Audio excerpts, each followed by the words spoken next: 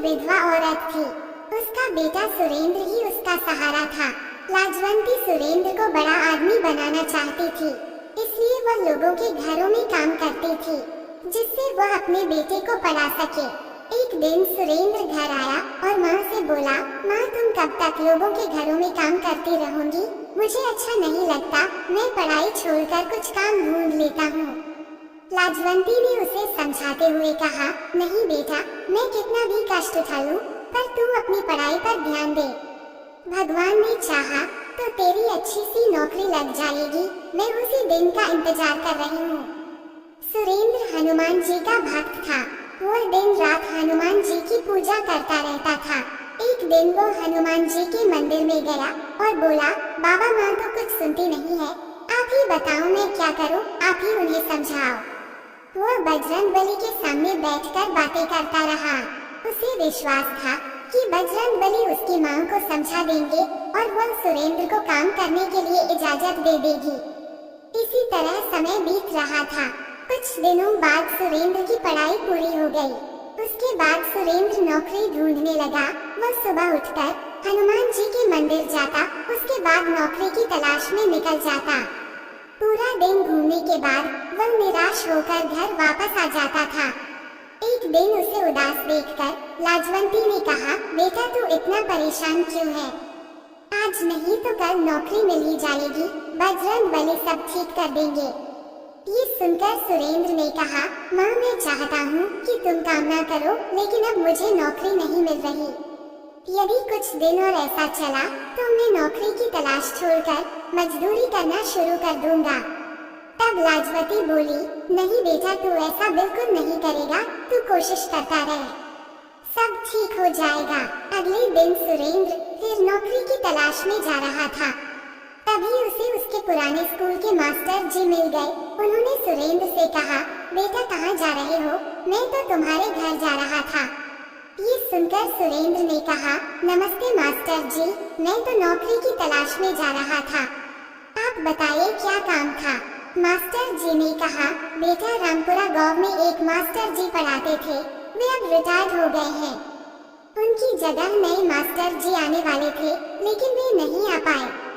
यदि तुम कल से 3 दिन तक उनकी जगह पढ़ा सको तो मैं हेड मास्टर जी से कहकर तुम्हारी नौकरी पक्की करवा सकता हूँ। सरकारी नौकरी है। तुम्हारी माँ की परेशानी देखकर मैंने बात की है, लेकिन मेरी बात खराब नहीं होनी चाहिए। तुम्हें समय पर जाना होगा और बच्चों को 3 दिन तक अच्छे से हिंदी पढ़ानी होगी। ये सुनकर सुरेंद्र बहुत खुश हुआ। उसने कहा, आपका बहुत धन्यवाद मास्टर जी, लेकिन वहाँ केवल 3 दिन ही क्यों पढ़ाना है?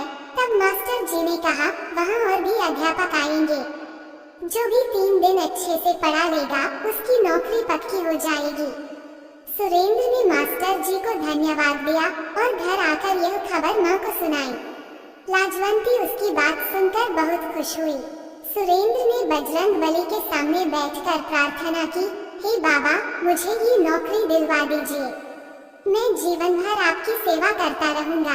ये कहकर वह बजरंगबली का ध्यान करके बैठ गया और उनका गुणगान करने लगा।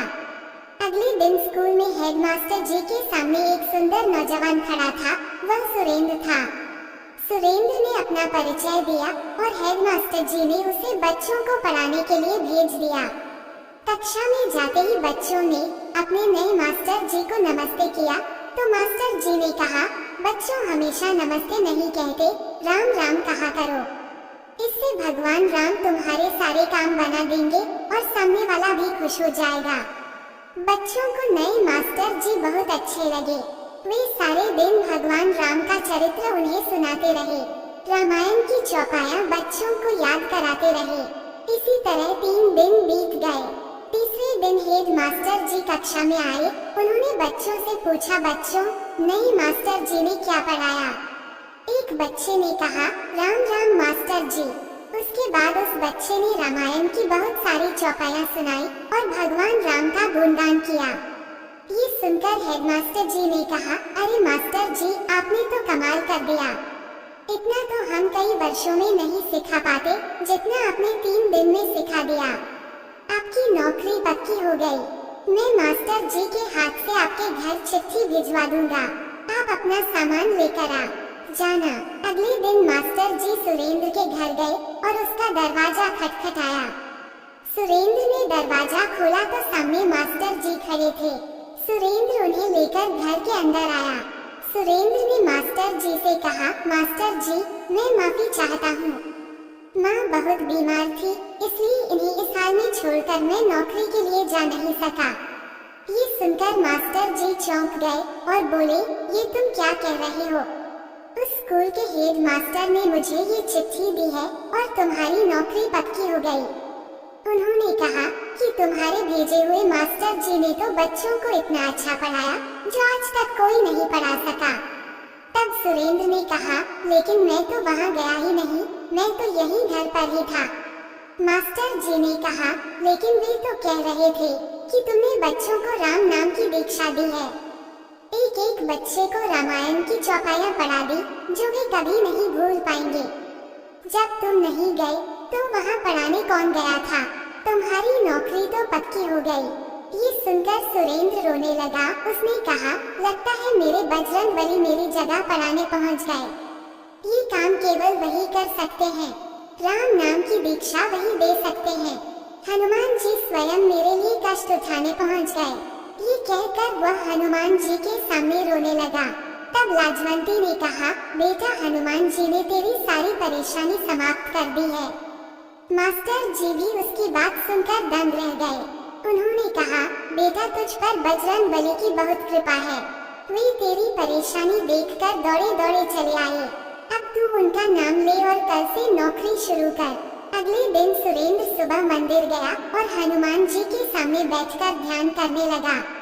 उसके बाद वह विद्यालय गया और वहाँ अच्छे से बच्चों को पढ़ाने लगा। सुरेंद्र और लाजवंती बहुत खुशी खुशी रहने लगे। सुरेंद्र विद्यालय से आने के बाद सारा समय बजरंग बली का गुणगान करता रहता। जय श्री राम, जय बजरंग बली। दोस्तों, ये कहानी अगर आपको पसंद आई हो तो कृपया इस वीडियो को लाइक करें और ऐसे ही बहुत सारी कहानियों को सुनने के लिए चैनल को सब्सक्राइब जरूर करें। धन्यवाद।